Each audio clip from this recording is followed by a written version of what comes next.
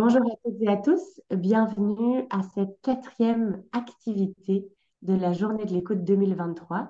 Cette journée de l'écoute, elle a comme thématique juste besoin d'écoute. Merci. Alors, pour nous parler de l'écoute, avec une approche singulière, une approche profonde et ludique à la fois, on va aller à la rencontre d'Anne Bourassa. Anne Bourassa, c'est une passionnée d'écoute. Vous allez le découvrir par vous-même, à la fois dans sa présentation, puis à travers ses créations, les jeux à l'écoute. Elle est récemment retraitée du réseau de la santé du Québec. Elle a travaillé dans cette organisation comme spécialiste en communication. Elle se consacre maintenant au développement de jeux et d'activités à l'écoute, qui sont des outils d'apprentissage de la communication bienveillante et de l'empathie. En 2011, elle découvre la CNV, la communication non violente, puis elle décide très naturellement d'intégrer cette approche à toutes les sphères de sa vie, à la fois dans sa relation avec elle-même, avec son conjoint, avec ses enfants, ses amis. Puis en ce moment, elle est candidate à la certification comme formatrice avec le Centre international de la CNV. Puis elle aspire à transmettre cette approche par des outils qui sont à la fois pratiques et ludiques. Anne Bourassa, c'est donc aussi la créatrice des jeux à l'écoute. Bonjour Anne, comment ça va? Bonjour Marie-Julie, bonjour à tout le monde. Ça va bien, un petit peu nerveuse, mais ça va vraiment très bien. Je suis vraiment très heureuse de pouvoir partager tout ce que l'écoute représente pour moi. Merci beaucoup. Alors, cette écoute, vous l'abordez à travers une série de jeux qui s'appelle À l'écoute. Quelle est l'origine de ces jeux? Ils répondent à quels besoins? Parlez-nous un petit peu de l'histoire derrière les jeux.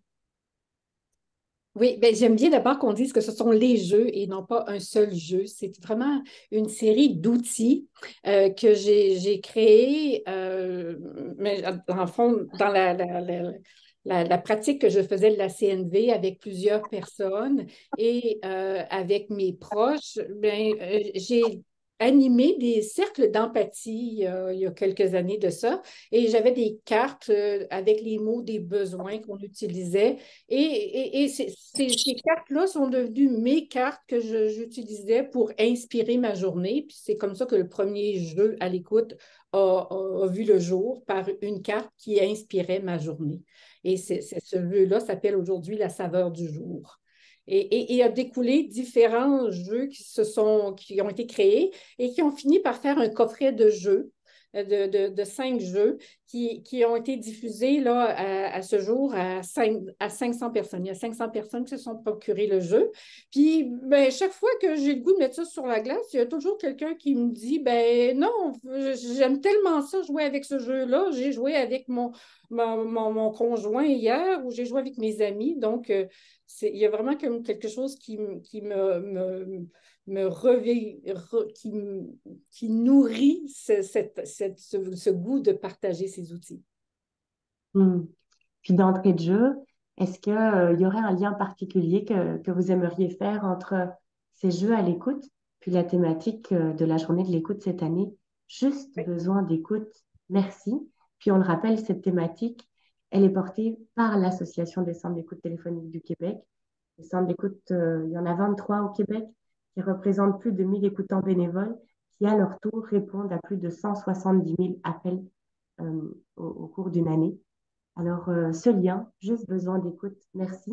Quel lien vous faites avec votre pratique et vos créations?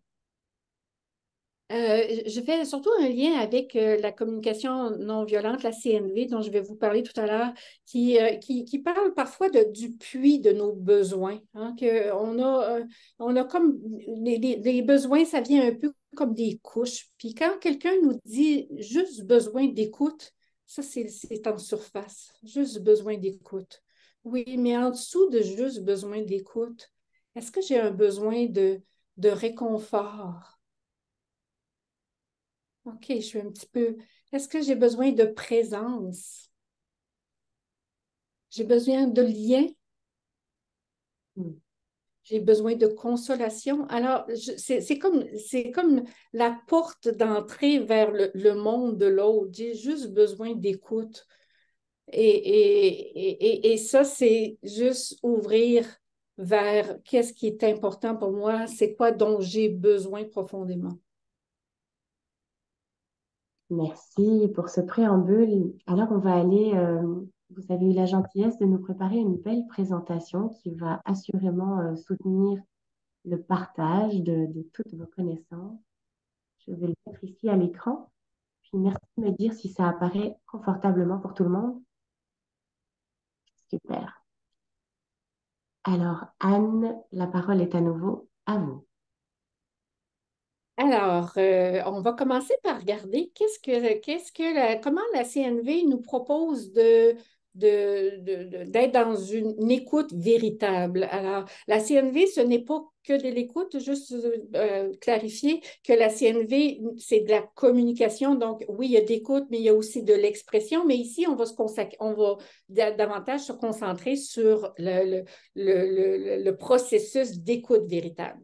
Alors, pour être dans une écoute véritable, il y a comme 6 éléments qui peuvent soutenir notre intention de qualité d'écoute. Le premier ingrédient, en fait, les 2 premiers ingrédients, l'attention et l'intention, c'est vraiment ce que je vais utiliser pour avoir la bonne posture intérieure pour écouter. Alors, l'attention, c'est que je choisis de porter mon attention sur l'autre.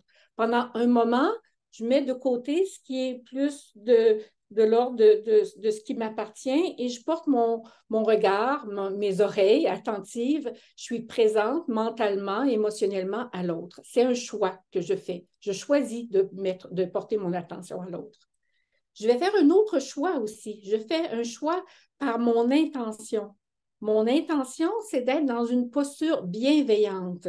Alors, je disais, c'est communication non violente, mais c'est aussi communication bienveillante. Donc, où est-ce qu'elle est, cette place à l'intérieur de moi où c'est bienveillant, c'est accueillant. Et ça, je n'ai pas de projet sur l'autre. Donc, quand je suis dans une écoute véritable, je ne souhaite pas rendre la personne à un endroit, je suis présente à ce qu'elle vit. Donc, je n'ai pas d'attente de résultat. Les 4 autres repères que j'ai, l'observation, sentiment, besoin, demande, peut-être qu'il y en a parmi vous qui sont familiers avec la CNV, on parle de OSBD, observation, sentiment, besoin, demande. C'est notre processus en 4 étapes qui est un processus qu'on utilise autant pour s'exprimer que pour écouter. Alors, quand j'écoute, au niveau de l'observation, donc avec mes fonctions cognitives, je vais mettre de côté mon esprit critique et de jugement. On sait qu'on peut être très, très fort de ce côté-là, mais lorsque je veux offrir une écoute véritable, je mets de côté les jugements. Je me place encore là dans une position libre de tout jugement. Par rapport au sentiment, je vais être attentive à l'état émotionnel de la personne que j'écoute. De quelle émotion est-ce qu'elle me parle? Elle utilise des mots, mais quelle est l'émotion qui entoure ces mots? Et ce qui est vraiment fondamental dans l'approche de la CNV et dans l'écoute véritable, c'est que je vais rester attentive à détecter quand la personne elle me parle de quel besoin.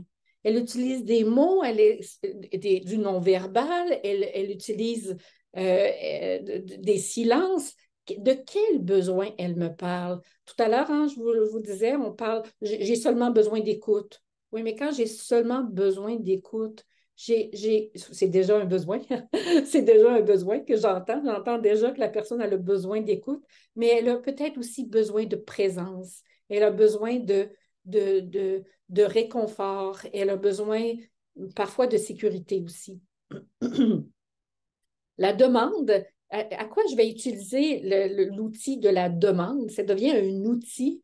Je vais vraiment m'assurer que c'est un outil qui est au service de l'autre, hein, et non pas c'est pas un outil pour mon propre besoin de compréhension. C'est vraiment au service de l'autre. Je vais m'en servir de deux façons, principalement pour m'assurer que je suis bien en lien avec la personne, que la personne est bien en lien avec moi. Hein, quand la personne me dit ça, est-ce que, ou quand je lui propose quelque chose, comment elle reçoit ça? Donc, je vais m'assurer du lien et je vais m'assurer aussi que ma compréhension me permet bien de suivre son cheminement intérieur. Fait que si c'est possible qu'à ce moment-là, je fasse un reflet pour m'assurer que je suis au bon endroit. Donc, je vous disais, il y a un lien vraiment important, puis c'est au cœur de la CNV, puis c'est au cœur des jeux à l'écoute, c'est les besoins. Et la porte d'entrée vers les besoins, c'est les émotions et les sentiments. Juste une petite nuance là, de clarté. C'est quoi la différence entre sentiment et émotion? Une émotion, c'est quelque chose qui est spontané et qui est bref dans le temps, tandis que le sentiment, lui, perdure. Je vous donnerai un exemple tout à l'heure qui le rattache aux besoins. Donc, mais qu'on parle de sentiments ou d'émotions, c'est toujours des indicateurs de nos besoins. Toujours, toujours, toujours. Ça nous indique que notre besoin est satisfait ou qu'il n'est pas satisfait. OK? Puis quand on parle de besoin, de quoi on parle? On ne parle pas de j'ai besoin d'un café ou j'ai besoin d'un nouveau lave-vaisselle. C'est pas de ce type de besoin qu'on parle. On parle de nos besoins qui sont au service de la vie, des besoins qui sont essentiels à notre survie, à notre bien-être, à notre vie en société et à notre développement. Des besoins qui sont universels à tous les êtres humains. Donc, quand on parle du besoin de sécurité, on le sait, on l'entend bien ces jours-ci, c'est un besoin qui est essentiel pour tous les êtres humains. Parfois, il peut être plus à l'avant-plan qu'à d'autres moments, mais il est toujours à quelque part bien présent à l'intérieur de chaque être humain. Et tous les besoins sont légitimes. Tous les besoins sont légitimes. Là où on se trompe, là où on fait l'erreur, c'est de mélanger besoin et stratégie. Alors, juste un petit exemple avant qu'on passe à la diapo suivante. Si on parlait, par exemple, sûrement vous avez peut-être des clients ou des gens dans votre entourage qui vous parlent, qui sont seuls, hein, ils se sentent seuls, et c'est le sentiment. Et une journée, quand ils vous téléphonent puis qu'ils parlent de leur solitude, ben ils sont plus dans la tristesse. Hein? J'ai personne à qui parler, mes enfants ne me téléphonent pas, alors ils sont plus dans la tristesse. Et quand ils sont là, ben, tout d'abord, ils ont besoin d'être écoutés, comme on le disait tout à l'heure. Ils ont peut-être besoin d'une présence, ils ont besoin de réconfort. Et juste ça, à quelque part, ça amène une certaine forme de paix à l'intérieur. 3 jours plus tard, ils vous rappellent, puis là, ils vous disent hey, hier, là, je suis tombée, puis je me suis vraiment fait mal. Ça a tout pris pour que je sois capable d'attraper le téléphone. Vraiment, là, je suis toute seule. Je ne sais pas comment je vais faire pour m'en sortir. Je ne sais pas vous, là, mais moi, je n'entends plus le même type d'émotion. On est plus dans quelque chose qui est de l'ordre de la crainte. Puis si je m'en vais regarder en dessous de ça, oups, là, on parle plus d'un besoin de sécurité, hein, un besoin d'être en lien avec d'autres personnes pour assurer ma sécurité. On va regarder l'autre diapo. Alors, petit exercice et qui vous donne un petit aperçu aussi des jeux. Alors, vous avez une personne qui rentre dans votre bureau et qui est très joyeuse. Hein? De quel besoin elle vous parle quand elle arrive avec cette joie sur son visage? Bien, en fait, toutes les 8 cartes qui sont là en bas de votre écran peuvent être vraies. Elle a le goût de partager avec vous. Elle vient de vivre de la créativité. Elle vient de jouer au jeu de percolade. Puis ça répond à son besoin d'exploration, de légèreté et de jeu. Ou bien vous êtes avec un client anxieux. Et là, toute son anxiété, surtout l'anxiété, hein, c'est un mélange, souvent c'est un mélange d'émotions. Hein, c'est l'anxiété, il y a de l'inquiétude, mais il peut y avoir de la colère à travers ça. C'est un mélange de toutes sortes d'émotions. Et ça peut être aussi un mélange de toutes sortes de besoins qui s'expriment. Donc, je suis anxieux parce que je ne sais pas qu'est-ce qui va se passer demain. Je suis anxieuse par rapport à ma sécurité financière. Je suis anxieuse par rapport au fait que je n'ai pas confiance dans mon conjoint. J'ai peur de ce qu'il va faire. Je suis anxieuse parce que je n'ai pas confiance en moi, parce que je n'ai pas d'estime de soi. Alors, tout ça est là possible. Et qu'est-ce que ça nous donne, Marie-Julie? Qu'est-ce que ça nous donne de se poser cette question-là? Et vous, commençons par regarder chez vous, en ce moment, présentement, comment vous vous sentez? Merci. Fatigué? Marie-Julie, prochaine diapo. Oui, peut-être certaines personnes ont le goût de le nommer. Comment ils se sentent? Vous Dans le pouvez chat, écrire dans le peut-être? chat Dans le un petit peu chat? les émotions ou les besoins. Ça va nous permettre de les prendre en cours de route. Puis je remets la présentation. Hey, ça va? Bye. Prochaine diapo, Marie-Julie. Alors, quelques propositions. Voilà. Peut-être que vous êtes enthousiaste, curieux, peut-être fatigué, impatient. Hein? Et dans le fond, peut-être que vous savez spontanément que si on est enthousiaste, curieux, ça doit être parce qu'il y a un besoin qui est satisfait. Si je suis fatiguée et impatiente, ça doit parler d'un besoin qui est insatisfait. Hein, si je baille, peut-être que ça parle ça énonce quelque chose qui est de l'ordre de la fatigue et qui a un besoin de quoi? De respect de mon rythme, de repos. Si je me sens curieuse, est-ce que c'est parce qu'il y a un besoin parce qu'il y a quelque chose que mon besoin de sens en ce moment est répondu? Donc, je vous invite aussi à peut-être regarder quel besoin chez vous est exprimé par l'émotion que vous avez contactée. Mhm. De mon côté, je peux relier la curiosité avec l'apprentissage.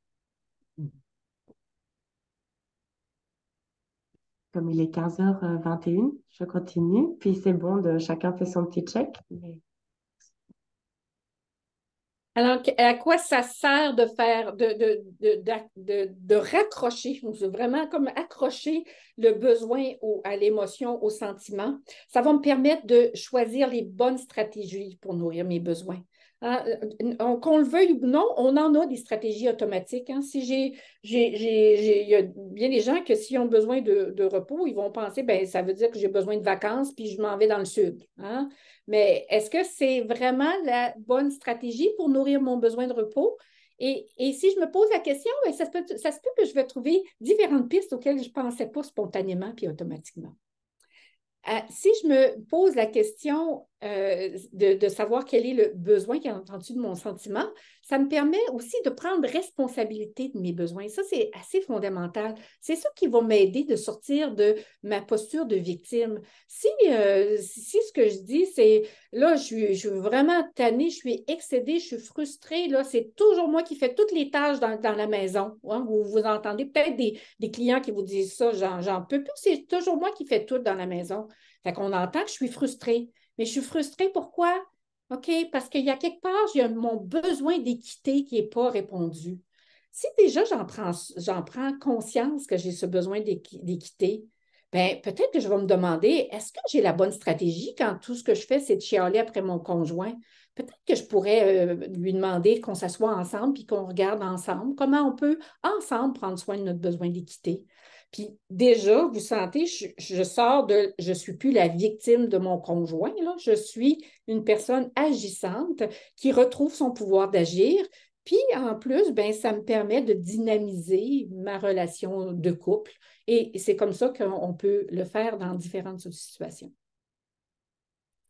Les jeux à l'écoute, on ne passera pas à côté d'en parler un petit peu. Vous en avez vu quelques exemples tout à l'heure. Donc, les cartes, c'est constitué de 78 cartes de besoins universels qui sont expliqués dans un petit livret, un lexique des besoins universels qui comprend une courte définition, des citations et des petites questions d'exploration de notre monde intérieur. Vous voyez à gauche 36 cartes d'émotions et sentiments. C'est tout nouveau. Il y a maintenant des cartes qui sont illustrées pour les enfants parce que dans les commentaires reçus, j'ai su qu'il y avait des enfants de 8-9 ans qui jouaient avec ce jeu. Donc, il y a maintenant des cartes qui leur sont destinées. Et il y a plus d'une dizaine de jeux qui peuvent être joués avec ces différents outils et d'autres outils pour différentes situations. Là, vous en voyez un qui cultiver la bienveillance, il y a un jeu pour la gratitude, etc. Oui, alors, comment on joue à ça? On peut le jouer seul et ça, c'est vraiment important. C'est un outil qui est accessible pour tout le monde. Donc, un outil vraiment essentiel pour des écoutants, puis des outils essentiels pour son bien-être personnel, à deux, en groupe. Là, vous voyez des personnes handicapées qui témoignaient de comment ça leur permet de pouvoir rencontrer des gens et sortir de l'isolement. Donc, ça peut se jouer entre amis, au travail, en famille, etc. Ce que les gens en disent. Alors, Marie-Claire a parlé du soutien au processus d'introspection et d'empathie. Donc, Marie-Claire, qui est formatrice en CNV, Louis-Joseph nous parle de comment ça lui apporte du discernement intérieur et l'aide à prendre des décisions. Jacinthe, qui est aussi formatrice en CNV, anime des ateliers, mentionne comment ça peut être vraiment précieux pour, dans le fond, les instructions du jeu aident à faire un partage équitable du temps de parole. Les personnes qui sont des verbomotrices, comme je peux l'être parfois, ben, ils sont un petit peu comme encadrés et restreints, ben, pas restreints, mais modérés dans leur élan. Et les personnes qui ont plus de difficultés à s'exprimer, ben, ils ont des questions qui les aident, qui les mobilisent. Vous voyez en bas à gauche, Nadia et Anne-Claire qui vivent un des nombreux moments de partage que les jeux à l'écoute permettent en alliant profondeur et légèreté. Et vous reconnaissez Marie-Julie qui utilise des jeux pour animer des ateliers ou des réunions d'équipe et à bien d'autres fins. Pour les écoutants, qu'est-ce que c'est les bénéfices d'utiliser les jeux à l'écoute? Le premier et non le moindre, c'est qu'il faut prendre soin de nos écoutants. Il faut prendre soin de nos écoutants, il faut prendre soin de soi en tant qu'écoutant. Et un des besoins que nous avons comme écoutants, c'est d'être écoutés. Donc, on a besoin d'empathie et les jeux nous permettent de recevoir de l'empathie parce qu'ils peuvent se jouer seuls. Donc, à ce moment-là, je peux apprendre à me donner, m'offrir de l'auto-empathie. Puis, ils peuvent se jouer avec des gens qui sont proches de moi et qui peuvent m'offrir cette écoute bienveillante. Ils me permettent de pratiquer l'écoute empathique, un peu comme les jeux que certains ont découverts ce matin, les jeux de Percolab, où on encadre, où on donne certaines règles, on ne coupe pas la parole, on ne donne pas de conseils, on n'argumente pas. Donc, ça permet de repérer c'est quoi les pièges dans lesquels je peux tomber en tant qu'écoutante. Ça développe le vocabulaire et la compréhension des émotions et des besoins. Et ben, quand on goûte à ce que c'est que d'être écouté, quand on ressent les bienfaits de ce que c'est qu'une écoute véritable, on a vraiment le goût d'offrir ceci aux gens autour de nous et à plus de gens possible. Voilà, j'espère que je vous ai donné le goût d'aller explorer les jeux à l'écoute et la communication bienveillante. Donc, vous voyez dans le haut à gauche de votre écran l'adresse du site web à l'écoute. Et les jeux sont présentement en promotion sur le site et sur laruche.com où ils sont en sociofinancement parce que ça coûte beaucoup, beaucoup de sous développer tout ça. Donc, c'est le goût de partager tout ce bonheur de vivre l'écoute et l'empathie. Merci beaucoup, Anne. J'aurais le goût que dans le chat, si vous avez des petites questions qui montent suite à cet exposé, que vous puissiez déposer des questions ou des réactions dans le chat. Puis pendant que vous écrivez ces quelques questions, ces quelques réactions, j'aimerais aussi vous demander, Anne, de votre côté, c'est quoi le plus grand défi que vous rencontrez dans cette façon d'écouter? Qu'est-ce qui peut-être constitue une embûche, un défi? Ben, en fait, je dirais que parfois, écoutez, on a de la difficulté à trouver l'espace-temps, la disponibilité, la disponibilité de temps et de comme juste mettre de côté ce qui nous préoccupe. Et je dirais que les jeux à l'écoute me permettent de réserver un temps pour prendre, prendre soin d'écouter ce qui est là pour moi puis d'écouter ce qui est là pour l'autre.